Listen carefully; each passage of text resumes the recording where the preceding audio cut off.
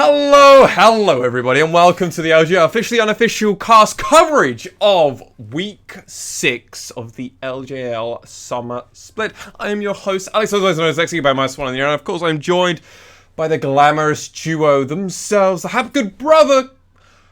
brothers, not brother. That would be some very weird... It's me, I get to fist by myself. Nice. Brothers Samuel, otherwise known as Initialize Hapgood, and Alex, otherwise known as Nymera Hapgood. Gentlemen, welcome to the cast. Good to be here. We've got the last of our 16 games we've done over this weekend. Our voices are running ragged, our sleep patterns are destroyed, and I'm still excited to be doing this. I'm feeling alright, actually. Only on my 4th for the LJL. I've got off pretty lightly, all things said and done. Lightweight. However, another 4 games today, and we'll split up the load of the casting stuff. But I'm really looking forward to these games, and hopefully it'll cap off a crazy Super Week for us. Yeah, to cap this Super Week off, we're going to have Sengoku Gaming facing off against Burning Core in our first matchup, and then we will see the Fukuoka SoftBank Hawks Gaming face off against Sengoku afterwards. Following that one, we'll have the Hawks back in again, but this time facing off against the team who are licking some of their wounds now as they don't have that streak going, V3 Esports. And then to round us out for our day and to end our Super Week, relatively speaking, Destination Focus Me facing off against Burning Core. Gentlemen, let's go over to our first match. Sengoku Gaming versus Burning Core, and Sengoku aren't looking like the dominant team they were looking like before this split, and Burning Core, well, they're 2-0. They're looking really strong right now. Yeah, so I think that Sengoku, after the break we had in the LGL, I was saying it a bit post-cast yesterday, they look like they haven't really done their homework as well as some of the other teams, and they've kind of slipped up. It's kind of like you've got into your gym schedule, and then you kind of take a break because something's happened in your life, and you get back to it, and you realize you just completely skipped leg day, and they fell over on the faces. They weren't protecting the mid laner very well, versus particularly in the Axis game, and that was an exploitable weakness, which Axis got their first win in, and that was huge for that team, but also Sengoku, there are some warning signs now, and I have to question whether they do have those same warning signs against the 2 games that they have today. Yeah, and we saw a little bit of the flip side of Appamen things as well for the first time in quite a long time, in all honesty, as well. And when the solo laners of Sengoku Gaming get behind, especially when that mid lane becomes less of a rock, they just looked so much less proactive on the map, and it became seriously problematic versus Axis. But on that flip side, Burning Core don't seem to be having any of their problems, and they look supercharged coming into this week. They faced the same matchup that Sengoku had for the first part of Super Week. Burning Core, that would be Rascal Jester and Axis. 2-0, looked pretty solid in both of their victories. Yes. Again, my thoughts from their games yesterday was, oh lord, he's got another carry jungler. Once's Kha'Zix was filthy stuff. It was so cool to watch, and against Blank, it's another level of competition for a jungler, really but this should be, I hope, a good contest. Well, there's only one way to find out, gentlemen, though, before we do go over to the pick and ban phase, as we are doing a blast from the past. Yay! It's been a while. I need to ask you both for your predictions. I will go to Initialize first for this one. To go off my from the predictions game we've got running, I believe it'll be Sengoku. Oh man, we'll go Sengoku if only because I think their second game gave me more hope for them. Sure. I am going to go with Sengoku because I think one of the reasons that Axis managed to beat Sengoku is that they managed to go really toe-to-toe in that mid-jungle 2v2. It's not just the jungle 1v1 matchup, and I think that Pyrion outclasses Yu-Gi-Oh! In a way which once doesn't quite do to Blank, even though once has had a really good couple of weeks. So I think it will still be in Sengoku's favour, although it could also fall apart around the top side with Ray Farkey. I'm hesitantly going to agree with both of you. It's a hard call, genuinely. It's weird to give a team that coming into the Super Week was tied for second place and is now facing off against then at the beginning of Super Week a 4th place team, but now I'm like, yeah, Burning Core look pretty solid and they could take it, but I predicted Sengoku to win this, so I hope hope I get it. Hope it's right. With that said, gentlemen, where is the lane that we're going to be polarizing this matchup for? I'm thinking a lot around for yourselves. I think because Sam alluded to seeing the other side of just Apperman things, Yes. it is going to be top lane for Sure. me. In terms of the one which is going to be contested the most, I think that bot and mid are going to be Sengoku favored, so maybe you could say they will carry through those. But if it's going to be Burning Core winning, it has to be through Apperman really just capitulating once and Rayfark tearing open that top lane, and Apperman not really playing respectfully. Of course, that could go the other way. Apperman could show up really, really big, play the 1v2, get really tanky on something like an Aatrox, and just run over the game. Yeah, I mean, it's where Burning Core star players are, right? Once and Rayfarky, Proud coming into that conversation pretty heavily this split as well. But Sengoku Gaming on the flip side of that have also been playing quite heavily towards Appermen largely as well. Tyrion and Blank roaming up towards there. So even if it's not a 1v1, it may well be a 3v3. I still think the fireworks are going to go off there. Well, with that all said, gentlemen, let's head over to the pick and ban phase. And why don't you both take it away? Thank you again, Masked Swan. It is good to be back in casting. 16 games in 3 days with a little bit of assistance, but mainly the three of us. And here we are with Burning Core and Sengoku Gaming sort of starting off our first game of this particular day of casting. Of course, it will be Burning Core on the blue side with Rayfarky, Once, Yujeo, Yuhi, and Proud making up their roster. Sengoku coming back into week 6, though. On the red side, it will be Apperman, Blank, Pirin, Yutori Miyashi, and Enti. I remember the last time these two teams, faced off, it was Burning Core with something a little bit creative, the Jin Zhao pseudo funnel. But Sengoku Gaming on the side, even if they had a very shaky early game, still came up with a bit of a lead because they were just laning better, right? They just have an ability to hit minions better than other teams. They're really, really good at keeping their CS numbers up. Pyrian had a couple of duff moments, but he didn't end up dying all too much. He might have been forced out from round objectives, but he was still keeping up in gold, still keeping up in damage, and he did end up becoming a very threatening Azir into the late game. Speaking of that Azir, it's actually been removed from Pyrian, and as has the Zoe and TF. 3 mid lane bans. On the other side, 2 jungle bans, and then also that Galio to remove potentially an easy matchup for Yu-Gi-Oh! In that mid lane. Yeah, and I can sort of see why those mid laners have ended up being banned away from Pyrian, just in terms of they are ones where you can just win lane through CS, and we said that just hitting minions better can win Sengoku games. Taking some of the easier ones to do that and affect the map as well. Ooh, okay, we're seeing another Jin from Yutori Miyashi. And the Bard as well. Okay. This is something we've seen quite a lot, actually. It was a bit of a surprise over those last 2 sort of, I call them weeks, but days of games that are called week 5 and 6. It was really interesting speaking to Everyday. Obviously came on cast a couple of games for us, and we went over him to the analyst desk for the VCS stuff too, and he's been saying that he's been keeping up with Jin as a counter pick to Ashe. It's turned up in the LPL a bit, and it's starting to gain a little bit of popularity across the world. So Ashe, of course, lost that game versus Axes on that pick. It was a heck of an upset. Late game, his crits were absolutely shredding people, just wasn't enough to carry through the late game. See if it is enough versus Yuhi's Ashe. Normally we do add some missing pings to Burning Core if they pass up on something like an Aphelios, but they're really not prioritizing it this time. They've gone for Ashe Karma and an Echo locked in, which is a flex pick between mid and jungle. It is. We know Once's Echo is legendary in the LJL, second only potentially to Boogie's from last split. This time around, though, it has mainly been Once taking that particular champion up for Burning Core. Ashe Karma as well is a heavy poke lane from level 1 volley, and Mantra Q is slows and damage for days.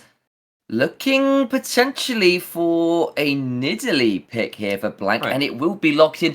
If you remember all the way back to like season 5-6 when Blank was picked up for SKT, this guy was picked up because he could play Nidalee, because Bengi over someone like Bengi. Yes. And you know this is part of what he got picked up from solo queue before, right? So it is a return to a very early flavor of his way of playing in the jungle. For sure. Importantly with this Nidalee, there is double setup in bot lane for this Nidalee, so the spears are going to be much easier to land. However, you are up against that Ashkama. So Ashkama wins and pushes pretty much every lane they want to. And with the changes to approach velocity a couple of patches ago, if you slow someone with a Karma Q, Ash, because she does tend to take approach velocity, gets that movement speed of about 7.5% towards that target. That is very big. Then if you land a volley, land yourself a Q, you get to get that up to the 15% too. So Ash becomes pseudo-mobile in a lot of these lanes, particularly when you're chasing people down. You add on the Karma Shield top of that, very hard to get away from that AD carry.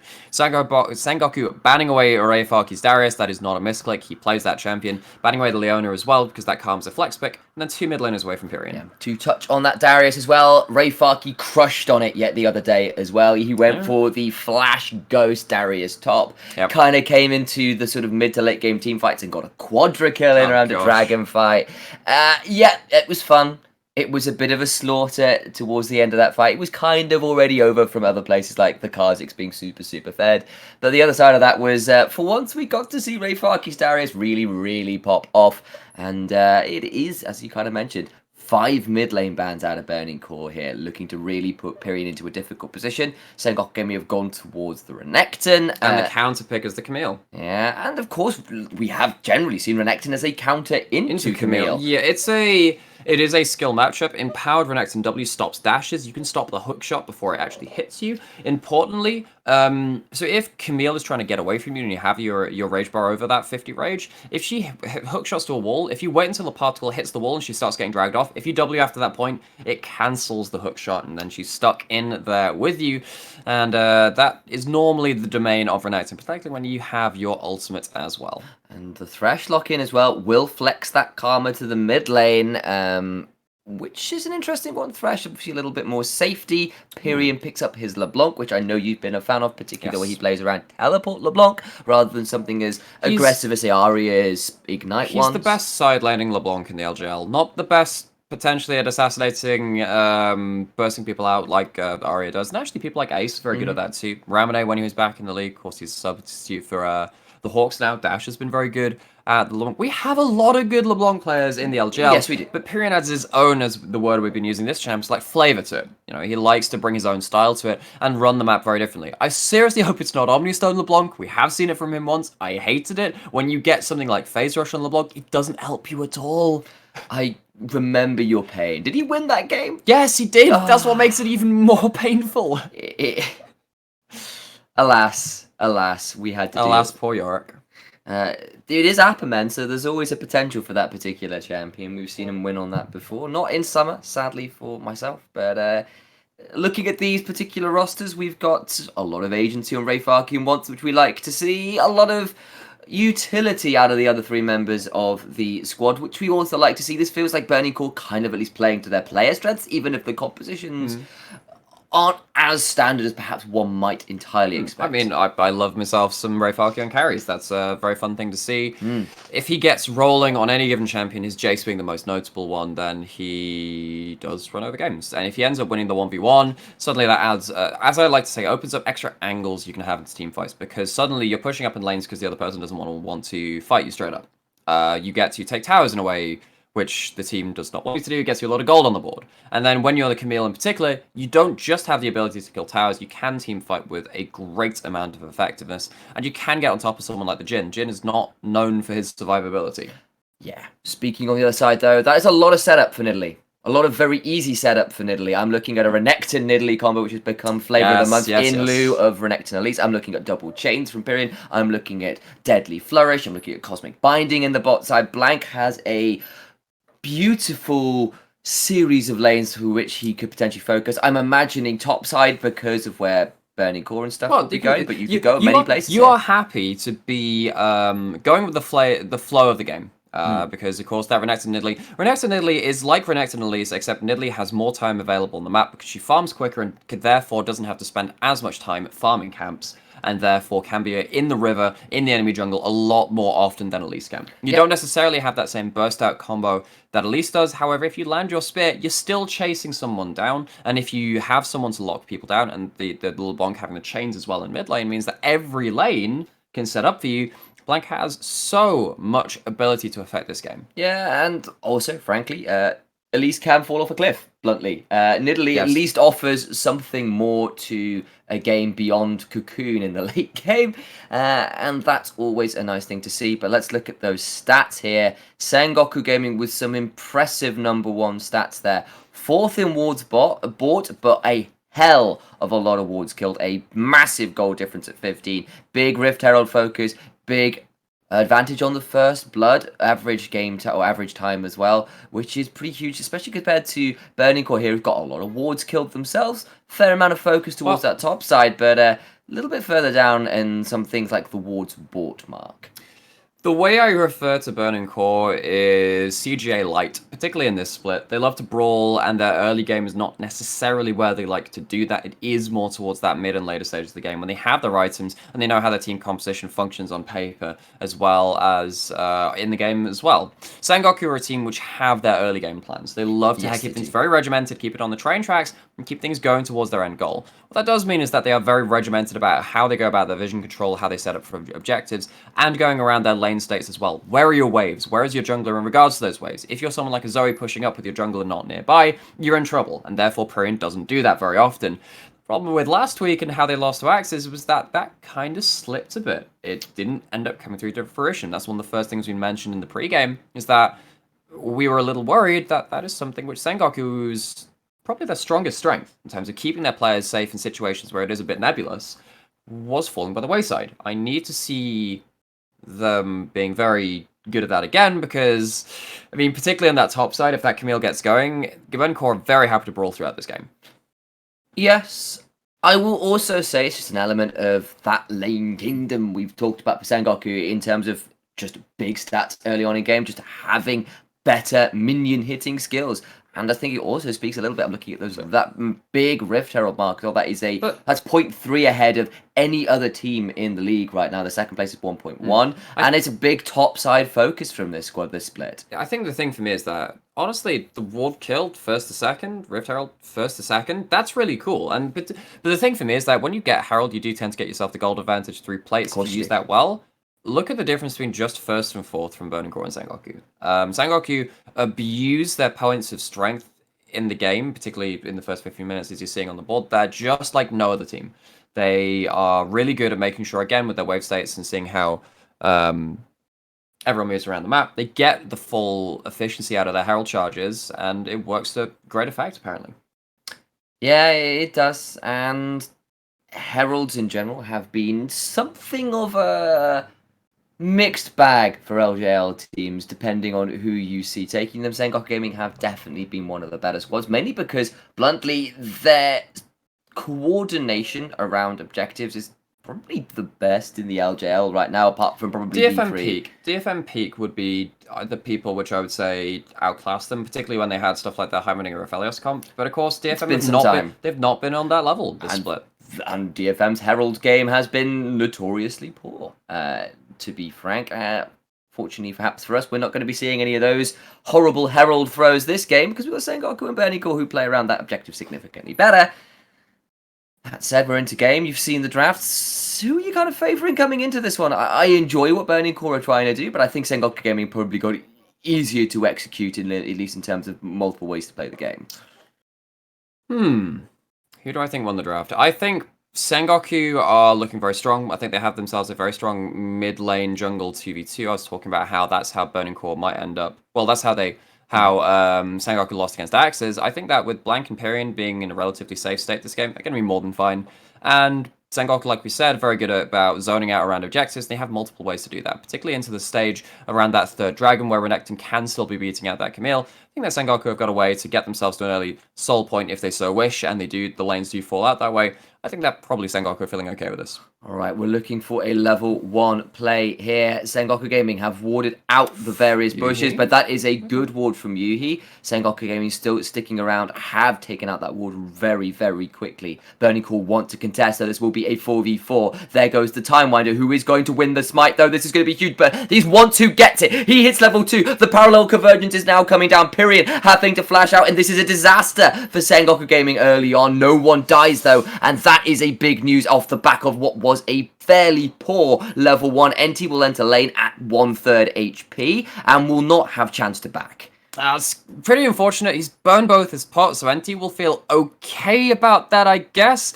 So once times up his passive with the Echo, the Z-Drive Resonance, rather, and he gets that twinned with the Smite, gets down to the level 2. Blank, of course, didn't have his Q available to him on cooldown, used that to get it low in the first place, and that means that Once is ahead in the jungle. We know that Once has had a stellar week, all things said and done.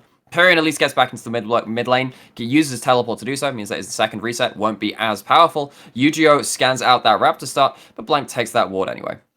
He does scan it out. Will have been pinged out by Perion saying, yo, Yu-Gi-Oh just went up to go on ward. You can see the Twitter vote is very much in favor of Sengoku Gaming. A little bit of BM there from Yu-Gi-Oh, but that also gives Once even more information. They know what's going on with the Nidalee. We know Nidalee clears very quickly. She has a lot of AoE, a lot of single target damage, just gets to run through abilities. Got blue buff to her name as well. AI bot also in favor of Sengoku Gaming here, 52%. Fairly significant, honestly, for the AI bot at the start of a game. We've seen larger. It's also like I don't necessarily put too much faith in the AI bot. A lot of it's about global trends and the champion presence themselves. So it's not something which I pay the most attention to. However, yes, it is still the 2% towards Sengoku. I think a lot of that is, I think the Renekton's actually got a decent win rate over in the LJL. I think it's, I mean, I remember back to when it was priority first ban versus people like DFM and Sengoku. I remember that those 5-game series, which ended up being a lot of it about who gets Renekton. Yes, Renekton now has finally started to fall off a little bit as we see Blank get into position for a lane gank, heading through those bushes. Rayfaki trading with Appman, but remember that 50% rage is there, the hookshot cancel is there.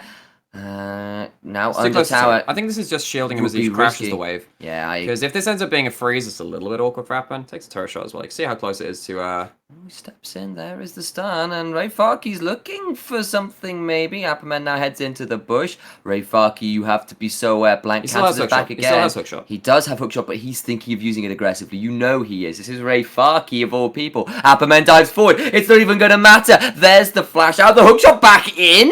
Are you sure, Rayfaki? The spear does miss, and Appman, even with the slow on top, doesn't quite get a second turret shot to his name.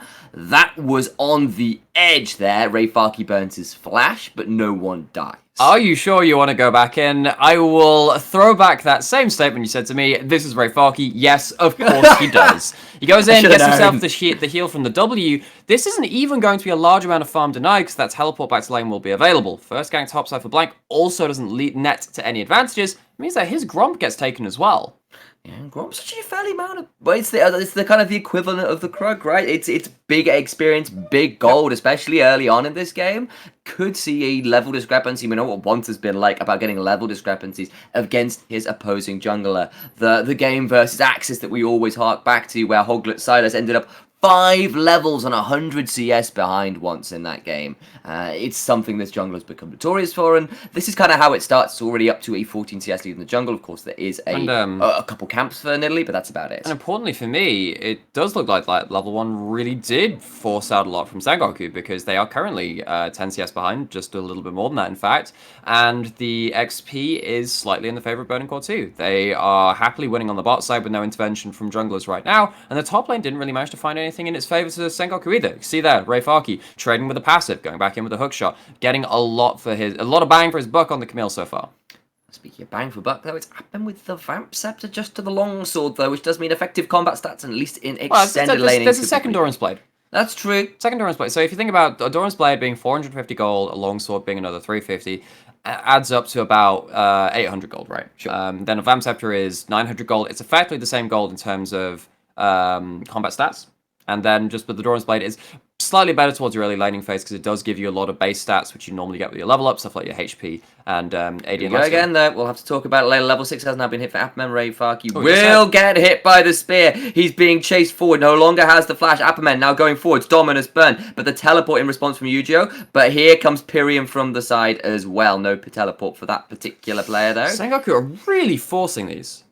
Yeah, no, it's led to a 20 CS lead at the moment for Rayfaki, who can get very little out of this. Burning Core, once just on his red buff, not going to find too much more apart from a CS lead that's not really changed in the last couple moments. Importantly, Rayfaki hasn't burned the teleport, though. He managed to walk back to lane the last time. Though this time, Yu-Gi-Oh! Has to burn his own teleport while he was already standing in the mid lane. Means that he won't have that same ability to reset or play around the map, particularly if there is a teleport towards the bot lane kind of play. Okay, the tether coming out does proc onto Pyrian, and health bar trade goes in favor of Yu-Gi-Oh! This time, but there is corrupting pots to play with for Pyrian, so that health bar is a resource he can be fairly liberal with at this point of the game. Sure. Karma is a decent matchup into the LeBlanc because you do have your own shield to nullify a lot of those trades. LeBlanc doesn't have that same ability herself. Has the corrupting part, so has some ability to regen throughout these trades. But if you land a tether and you walk towards that distort return platform, you can very much outtrade a LeBlanc, particularly in the early stages of the game. It's more about later on when it comes to the gank setup with the chains. And just the vast mobility of LeBlanc coming into the mid game. Look, I do need to lodge a complaint as need the play-by-play caster union to get involved because this is getting silly. I don't want Camille and Ash to be meta at the same time. It's very irritating when I have to get hookshot and hawkshot right very quickly and not get those confused. Well, the clarity issues for play-by-play casters here. This is not acceptable. Hookshot, hawkshot, and you're just bulk shotting at it. Yeah, that's you're bulking at it. Yeah, that's it. I don't want to have to deal with this. I had this a couple times before. Misses his Q onto the red buff. Also missed a pink ward in his own jungle. Yeah, that's great. He did, but the red buff invade doesn't matter right now. It's hookshot, hawkshot, and irritation for play-by-plays. Why would they do this to me? And that's a very good question. Maybe they just wanted to make you. It's a wake-up call. It's your alarm on that top side. Proud has wandered his way up too, and given that it is 8 minutes, oh good heavens, look at the time. It's Herald time. Once gets his way onto that objective, has himself that 2-camp lead over Blank so far, and importantly has completed his jungle item, whereas Nidalee has not quite yet. What this does mean though is that Yuhi is left on this bot side, left to defend this turret alone against 2 people. He's going to lose himself most of a wave there. He's going to return for... Yeah, no, he's actually going to get most of it there, looking back at it. Doesn't lose the cannon, that's important. Doesn't lose out on the XP goal. Oh, okay. He does miss out on the goal. That was sad. I saw that one. Unfortunate timing with the tower shot there. Deadly Flourish comes out. Only a little bit of damage round. Pyrian and Blank now invading onto the red side jungle, but remember Echo with a jungle item and critically level 6 for an Echo can become a significantly bigger threat. But as we said, pure laning stats get Sengoku Gaming advantages at 9 minutes 30. They have a 1,000 gold lead. Once has found Blank invading into the jungle though, may have to be very quick. He has to chrono break very swiftly out of that one. Doesn't want to get tied up by the chains or assassinated by the Nidalee. First look of a good play for Sengoku there. They get something away from once, the point of pressure on the map, and they do manage to steal away a Raptor camp too. We can, outside of the jungle, which is going pretty well for once. Ah, yes, the double chain trade. The double chain trade. Top side, though, it is a 30-ish CS lead. Mid lane, it is a 10-ish to 15-ish CS lead in favor of Sengoku. Raw laning prowess, Nightmare. For sure, and some of that will come from the fact that Yu-Gi-Oh! Had to teleport up to top side, but remember level 1, Pyrian had to teleport back into mid from that level 1 play. This is just Pyrian showing what he does in this mid lane. Fundamentals, that's the word, the catchphrase we use for that, and he does hit the cannon minion. That's how good he is. Who hits cannon minions, really? People with relic shields. Yeah, people. Do you take relic shield in mid? Is that what you do? Unfortunately, no, because then I have to leash XP. And yeah. So that's not the mid laner's code. And we can sort of see there is a fair amount of gold in favor of Echo. He's at minus 102 guys in inventory because he's using Futures Market, by the way. Yeah, he's bought into stocks. Yeah, there's been a downturn in the economy. Yeah, he's gone to stonks. Exactly that. It's a very important part of being a League of Legends player. Remember, there is still the Rift Herald in inventory for once. That's gold in hand. If they can get towards plate, they're pushing in mid. Giving a lot of CS over to once, I suppose. He is a great Echo carry player, so you can see that. Has got the level up on Blank we mentioned before. Might wander into that Nidalee there, but the Time Winder was wisely thrown out. And the phase dive gets him away from the spear, which is nice. Yeah, that's it. Everyone likes that one. Burning Core continuing to look for more. Ooh, dive. NT may be in a bit of bother here, but has a magical journey, and the parallel conversions behind the collapse from Sengoku Gaming. Blank takes a lot of damage. That's the Ash Arrow going through, and once has gone back with the Chrono Break, but into a Curtain Call that puts the Deco into horrible position for first blood. Now for Sengoku Gaming, the Tempered Fate catches Proud. Appamen with Dominus running will go straight through the box, and it means nothing. A double comes in for Pyrian, who needs Ignite when you can teleport and blow up 2 people around the spot or the spawn of this second Drake. Once Yuhi and Proud try to dive the bot lane, but it's just not enough. They don't manage to get the correct angle. Pyrian gets the roam. Blank hits the spear. Once blows his ult early right into the curtain call. And of course, we'll see that again on the screen from this replay. Utomiyashi and NT very lucky to get away from this initial hook because there's a ward in that brush. But with the magical journey out, suddenly it is Burning Core caught behind enemy lines. Blank with a good flash away from the Ash Arrow could have ended up costing his life. It means that Pyrian tanks it, but does have the chain already on target, which of course forces once back. It means he has no way to disengage from the LeBlanc. Rayfarky teleports in. I don't mind trying to back up his team. If, of course, that first hook had landed on the bot side, it would have mattered a great deal. Of course, what this does mean now is that the Camille's burned the teleport, didn't end up farming top lane. It means he misses out on a fair bit of CS, and his team still loses the play and give up that second dragon too. Yeah, and also we're pointing out Yu-Gi-Oh! Didn't have teleport at that point in time and was in base. He wasn't anywhere near. It was at best a 3v4. It turned into a 5v4 with the double teleports from top laners. This is the thing though, right? If you land that first hook onto NT and you get that first kill, then suddenly it's a 4v4, but then they don't have the Tempered Fate available to them. They don't have that Magical Journey available to them. And of course, you've got the Karma, which is not the Karma, but you have the Camille with the ultimate locking down someone in place for that Ash ult too, which means that I think that Burning Core, if they get that first kill, that play works out really well. It's just a very unfortunate situation that Sengoku outplayed in the way they did. Yeah, I mean, I'll give you that to an extent, but we've got to remember there was still the exhaust, still the magical journey. They were in the jungle with a lot of walls. I mean, would they, with the items they've got, be able to kill the Bard before he managed to get out? Yeah, I'm pretty sure at that point, but will they be able to kill the Renekton at this point? Definitely looking like it's a possibility. The Hextech ultimatums come down, and some true damage from a precision protocol will ensure the Camille gets onto the board here, going 1-0. Still down 45 CS though in lane. It's looking pretty bad on that top side. Appamen just doing Appamen things on both sides of the coin, doing well in the individual 1v1, but then losing to a 1vx scenario for no real reason this time either, unfortunately. His team are going to be left wanting a little bit from their top laner after just having such a good teleport play on the bot side will in fact lead to first turret going over to the Camille, a lot of gold injection into that top lane jungle 2v2, and this is something we said from the pre-game too. If Burning Core were to win, potentially it is around Rayfarky, making things awkward for Appamen on the top side.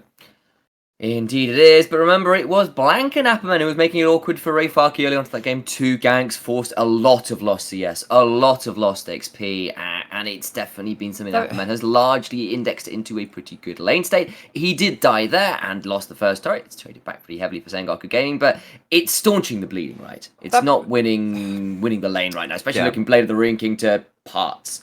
As soon as there's the Triforce completed, they are even in the lane state again, I think. The Tabi are really good for Renekton, don't get me wrong. Very good in any brawler matchup. And of course, it's just the magical footwear there for the Camille. Gone for the Grass, worth noting, not going for the Conqueror. Works out better for those short trades and makes you slightly tankier going into the late game. But yes, I do think that Rayfarky did the best he could in the situation up in that top side, like I said. Didn't burn up the teleport very needlessly. Oh, so much damage from the Blade. Burst Renekton is just really nasty. That's not even with Shojin in the game anymore. Blade of the Ruin King is still pretty damn strong. Does manage to trade out pretty hard onto the Karma. But that's fine. There over the wall goes Pyrian, does get the chain, but the Blast Cone will keep Proud mostly safe. That's the Tempered Fate that lands onto you. He didn't have Flash, is now in a serious bind. A cosmic bind, and NT gets the kill. Well played there. And yeah, just caught out once again. We have criticized Yuhi's positioning pretty much this week 1 of spring. This guy has had a lot of issues playing immobile AD carries. And honestly, the only cat champion we've really seen him successfully teamfight on later into the game has been that Aphelios. We've talked about that before. Luckily, his early lane's been going well, been managed to hold down that Jhin, which is seen as, you know, that Ashe counter. But that doesn't mean that Jhin doesn't have a good play pattern into Ashe later into the game. And we saw what happens when you have that Bard alongside it. It's dedicated setup. You can't really escape it if you don't have Flash. And what we saw there is just going down, no one there to support him. It's a free kill to over to Sengoku. Yeah, I agree. I think we can also see there's some good stuff out of NT again, right? This Yeah, is, no, his like, bard's been maybe his yeah, best but like champion. exactly. I think he's had a relatively quiet split, all things said and told. Sengoku Gaming's bot lane in general has been relatively quiet. But NT's Bard, when it has come out, has really impressed me. I know it's impressed you as well. And we're kind of seeing it there. Great Tempered Fate does get the catch onto Yuhi there, and a well-timed Cosmic Binding as well, securing the end of that kill. Yeah, so he has built himself up to that Blade the Ring King. That's nice. Has Yeah, it himself is. a lot of attack speed, gone towards the Berserker Greaves as well, which is one of the highest attack speed items in the game. 35% attack speed. It's a nice amount of attack speed for your given AD carry. Whereas on the other side, Jin doesn't need any of that Ponzi attack speed stuff. Gone towards the Swifties for the ability to close down his enemy with that 4th shot. And of course, the Storm Razor as well, being able to set up onto the enemies with that slow. What does mean is that pressure goes over towards Yutorimashi and that mid lane priority on the Jin versus the Ashe, and that opens up the first Ocean Dragon of the game for Sengoku. It will be Proto Belt on 1 as well. He's level 11. That's a pretty big mark for the Echo, who's going in, going to try and get to that parallel conversion. Does get it, but can't quite time the smite, and that means Blank will get that Temper Fate. Catches to Yuhi once again in trouble. The bind lands. That's shielding from Karma, though, which will prevent anything like a kill coming through. And Sengoku Gaming secure that, even if once tried so damn hard to turn that around. Ooh, both junglers missed the smite there. Ended up left on 93 HP. Very close run thing. Does go over to Sengoku. We talked about them setting up for objectives. They get priority in mid lane, move down to the objective very quickly, finish it off before a contest can happen from Burning Core, and they almost force a fight with a well-timed Tempest Fate. At the very end of it, does lead to the Dragon advantage now for Sengoku and a 3,000 gold lead. Well, Blank is found proud. That's a good flay out of the pounce, but he's going in again. There is the box and the exhaust burnt. Second spear lands, but Blank is pretty happy with that. He has got a Rift Herald and Infantry too, which he picked up as well.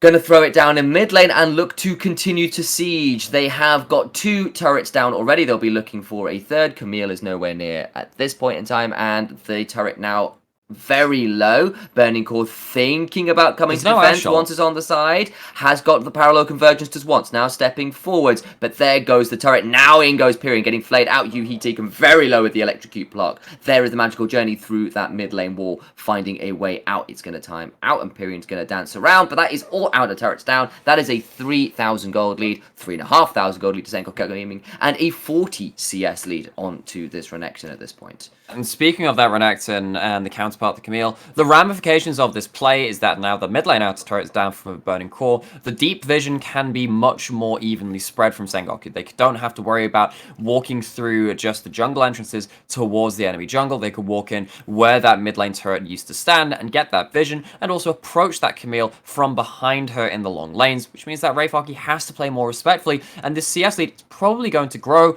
and this Camille will not be able to really push any kind of advantage in the side lane right now.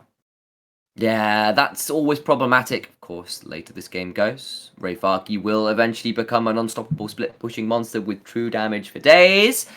Generally speaking, Camille wants the second item, though, before she's really at that terror point. I think with Blade Renekton, Renekton can win into the late game in the split push too. But if you're in the 1v1, you can do that. If you get the right combos and the right, you can 100 to 0 squishy people, and Camille never gets truly If this tanky. stays at a 40 CS lead, Renekton wins the 1v1 in the late game. Because you get up to Black Cleaver, really important item too. And if you go for something like Death Stance third, you really do have a lot of very powerful items, just in terms of how strong they are in the balance state, right? Renekton does tend to abuse the flavor of the month items, and the flavor of the river is parallel convergence. Just throwing that into the soup. It is Rod of Ages Nidalee again, by the way. I saw the Catalyst of Ages in there, didn't quite get a chance to comment, but that is the kind of tech that Nidalees that want to scale up a little bit, aren't looking to fight so much, can bring in. I remember Diamond Procs way back in the, what was the EU LCS at the time, back in Season 6. Started running around with that when the rework came in for Nidalee at the first point. Blank looking to bring that back here. Rework in this game. Nidalee was Season 4, dude. Was it Season 4? Season 4? Yeah, remember when it was top lane? That's when the mark came in. Was it? I'm thinking when it became Jungle Nidalee. I'm going to have to quickly... It's okay, I will quickly solo cast for the time being, because someone needs to answer the doorbell. Isn't that fun? Rayfaki heading back down towards that bot lane, and that's Rayfaki, you know, just kind of doing his thing. He's going to be side laning for the foreseeable future. Camille only really likes to team fight after there is a significant advantage. The whole point about Camille is that it's not necessarily about her power individually as a champion, it's about how she can apply it to the enemy team comp, and particularly the backline with the Hextech ultimatum. If she's strong in the game, she has that target accessibility as this pseudo-assassin from the top lane with the hook shot into the ultimate.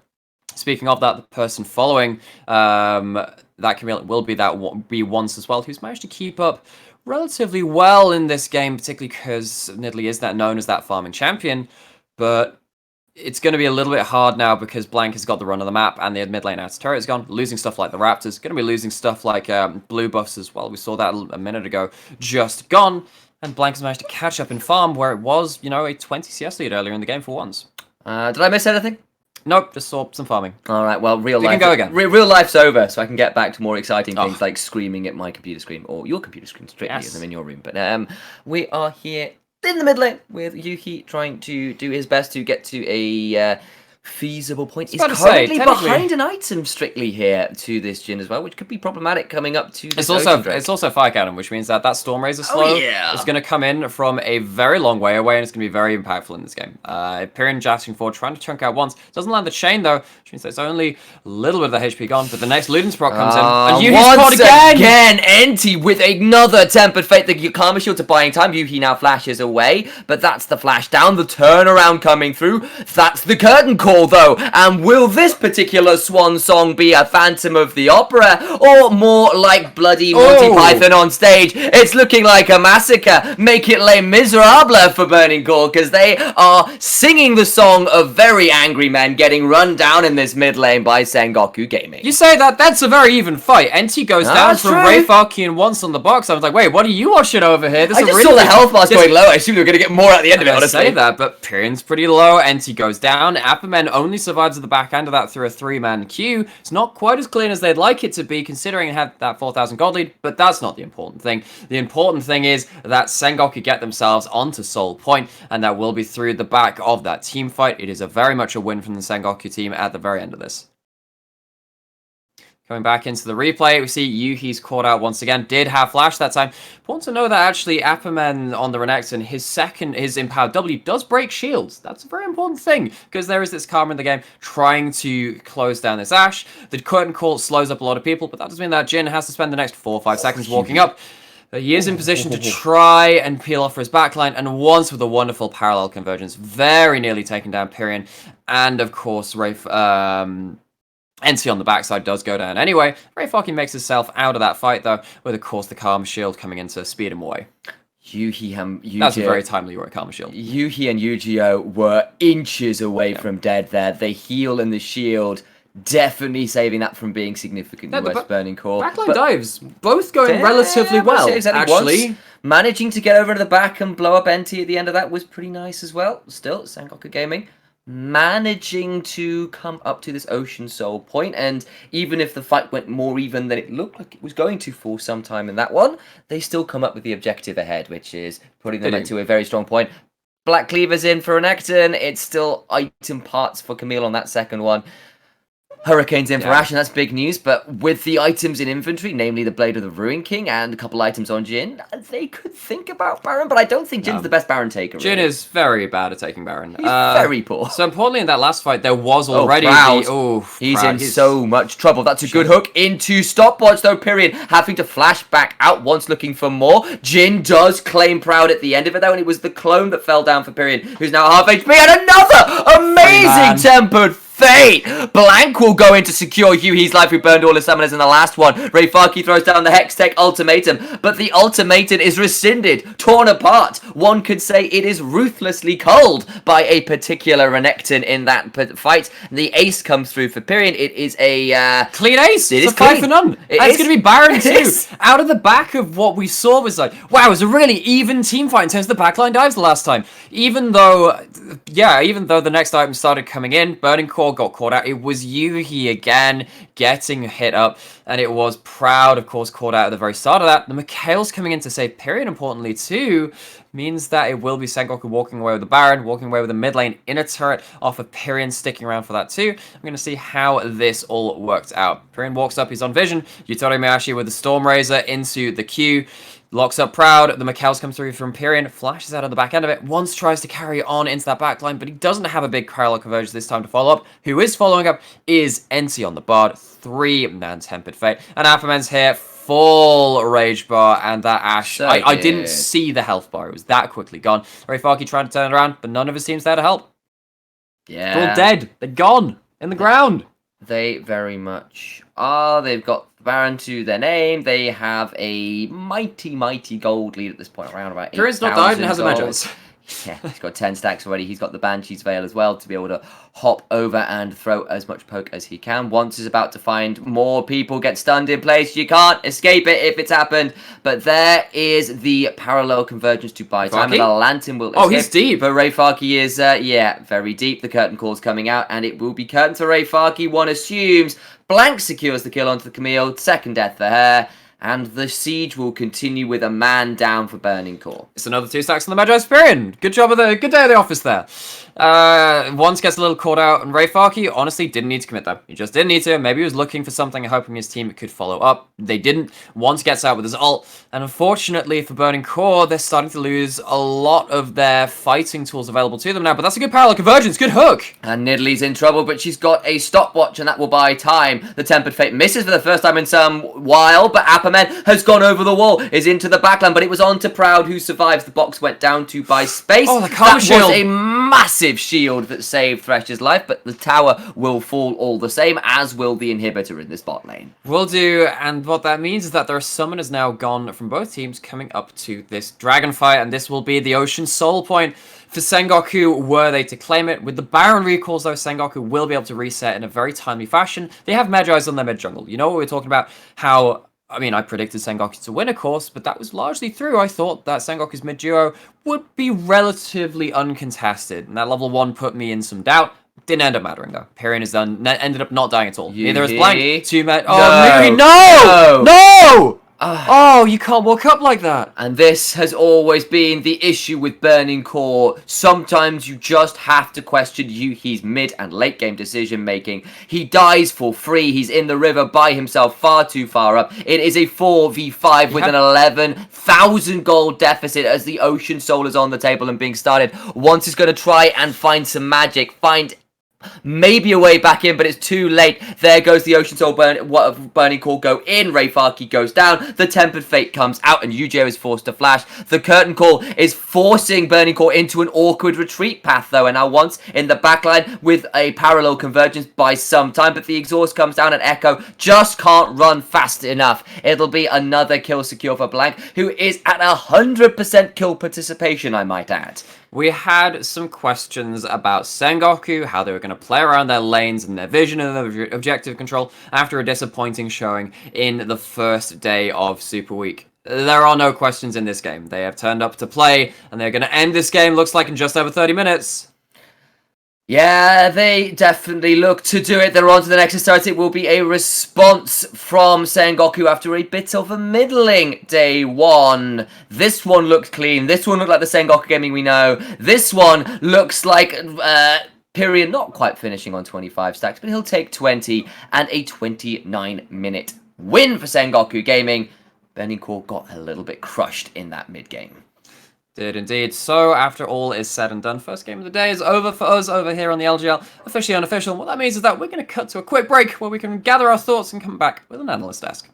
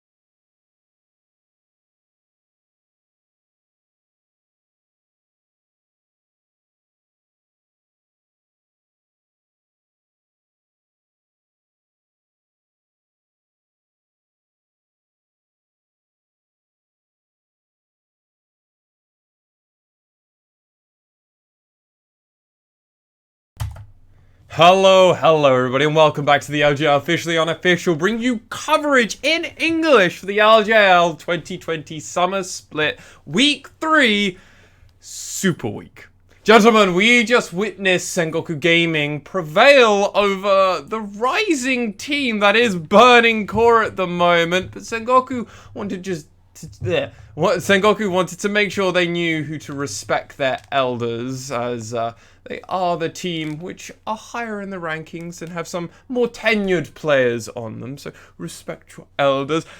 But, well, gentlemen, this level 1, the beginning of the game, the first few minutes of this game, really kind of put the tempo of this game immediately at the forefront for all of us.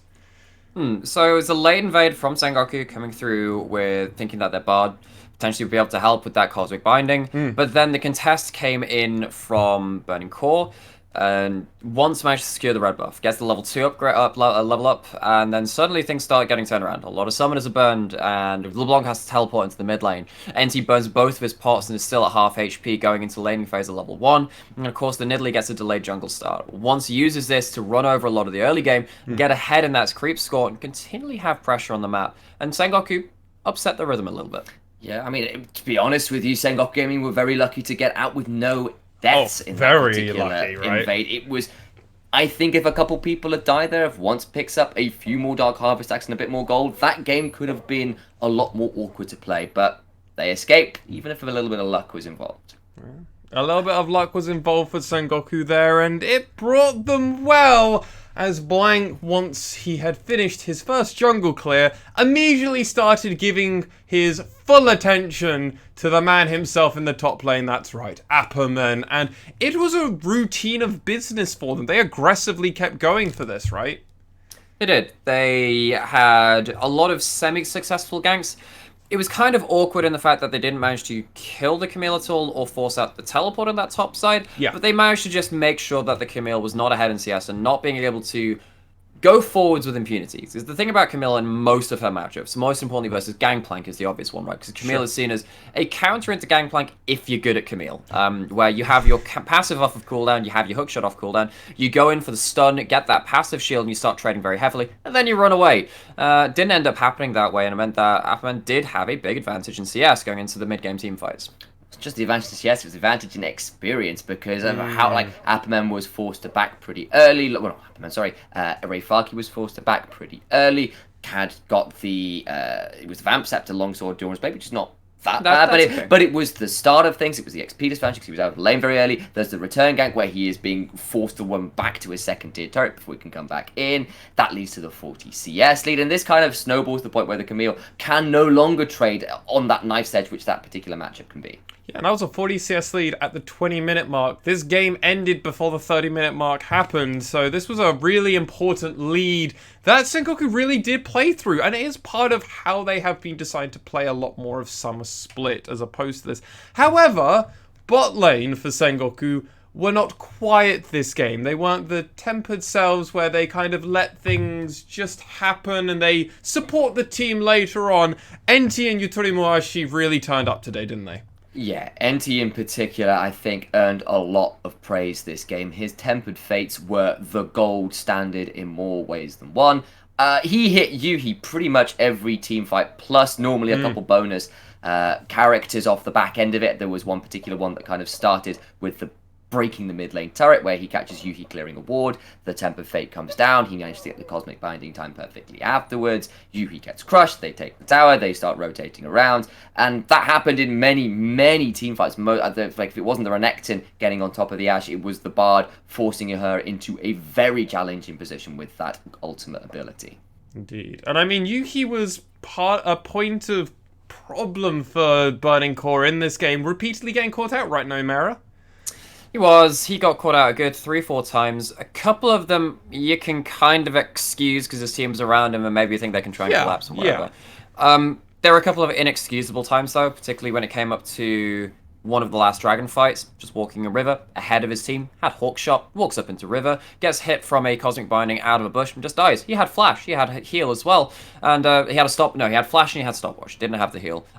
Didn't choose to use either of them, his team can't fight after that point, and then Burning Core after that point kind of slide to a bit of an unhappy defeat. Well, it was already 11k down. They were trying to go for an ocean, so they were trying to fight around for this ocean soul that Sengoku Gaming was setting up for. It was already a horrible position, and then you force your team to fight in a 4v5? Well, before we do talk about that fight, let's talk about first that dive that happened on the bot side, gentlemen, as this was a point that Initialize reminded myself and Nightmare on the break that this might have been a place where the game was fully turned on its head for Burning Core. So we kind of saw Once get out to a decent early CS and experience lead on the Echo. Yeah. Partly because of that level 1 start, we put Nidalee behind. Partly because Nidalee was forcing really hard onto the Camille. And yes, we said there wasn't any kills there, but there was fairly big experience and gold discrepancy being built up either way. Yeah.